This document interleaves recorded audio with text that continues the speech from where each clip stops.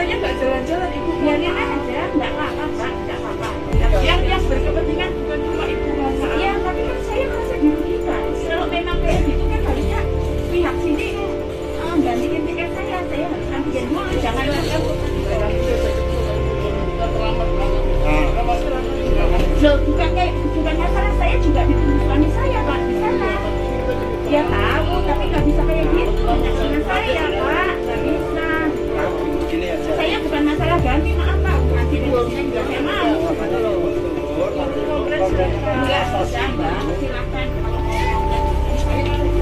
Kasihan yang lain, yang lain juga punya kepentingan. Pak,